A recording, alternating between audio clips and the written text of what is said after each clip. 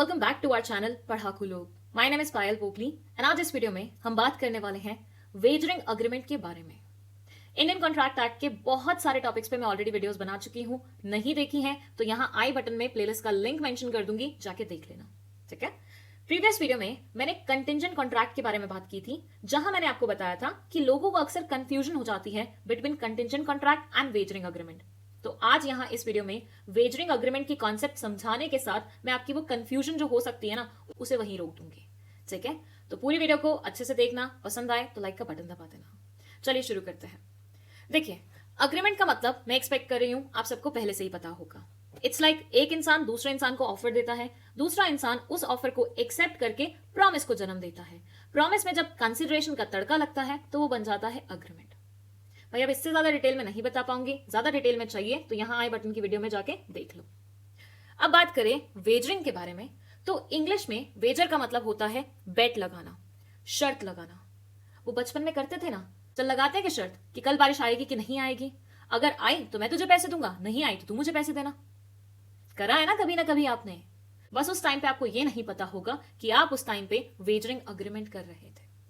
Yes, wagering agreement का मतलब होता है एक ऐसा अग्रीमेंट करना जिसमें आप बेसिकली बेट लगा रहे हैं, सट्टा खेल रहे हैं, लक को ट्राई कर रहे हैं और किसी अनसर्टेन इवेंट की इन्वॉल्वमेंट है। एक बेटर एग्जांपल दूं तो ऐसे इमेजिन करो, ये एक इंसान है जिसका नाम है निखिल और ये दूसरा इंसान है जिसका नाम है पंकज। अब निखिल और पंकज देख रहे थे फुटबॉल मैच। देखते देखते निखिल के मन में आया कि क्यों ना शर्त लगाई जाए। पंकज को भी आइडिया सही लगा, बोला हाँ चल बता तू कौन सी वाली टीम पे बेट लगा रहा है। तो निखिल ने बोला कि मैं लगा रहा हूं रेड टीम पे बेट कि रेड टीम जीतेगी। पंकज बोलता है मुझे लग रहा है ब्लू टीम जीतेगी।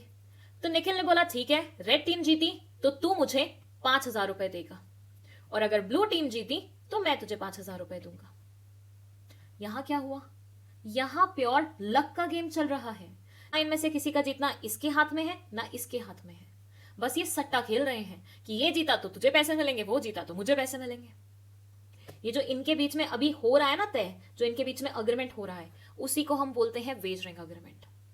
लॉटरी ऐसी चीज जिसमें स्किल इन्वॉल्व नहीं होती, प्योरली लक बेस्ड होती है, किसी अनसर्टेन इवेंट पे बेस्ड होती है, उन सब चीजों को हम बोलते हैं वेजरिंग अग्रीमेंट। अगर हम पढ़ें इसके बारे में क्या लिखा गया है तो ये बोलते हैं in everyday language a wager means bet, शर्त लगाना। अग्रीमेंट बिटवीन टू पार्टीज, मतलब सबसे पहले तो दो पार्टीज का होना जरूरी है। भाई मैं अकेली अपने साथ शर्त नहीं लगा सकती, right?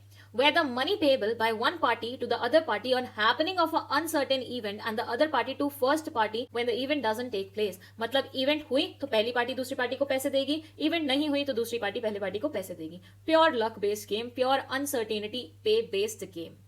These agreements are known as wagering agreement. Generally, wagering agreement as per law is void. ये बोलते हैं कि भाई देखो, वेजरिंग अग्रीमेंट को इंडियन कॉन्ट्रैक्ट एक्ट वैलिड नहीं मानता है। It's void in their eyes.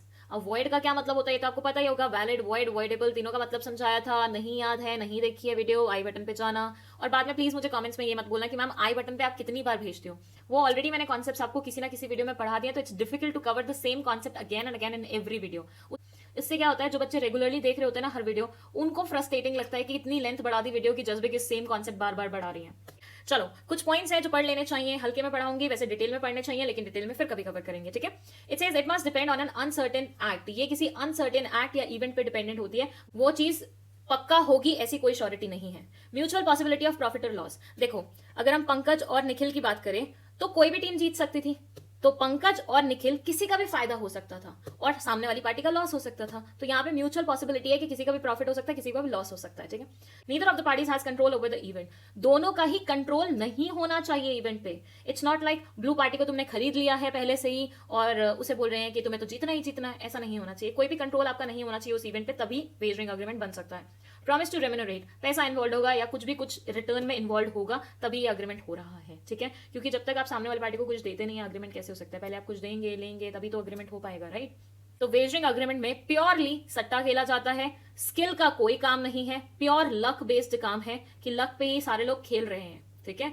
तो आई होप ये कॉन्सेप्ट आपको अच्छे से समझ में आ गई है। कोई भी डाउट है, let us know in the comment section. और किसी पर्टिकुलर टॉपिक पे आप चाहते हैं हम आपके लिए वीडियो बनाए तो प्यार से कमेंट सेक्शन में लिख दीजिए उसके बारे में भी। वीडियो पसंद आई है तो लाइक का बटन दबा देना, इस चैनल को अपने दोस्तों के साथ शेयर कर देना और खुद भी सब्सक्राइब करते हुए जाना। That's it, thank you so much for watching this video.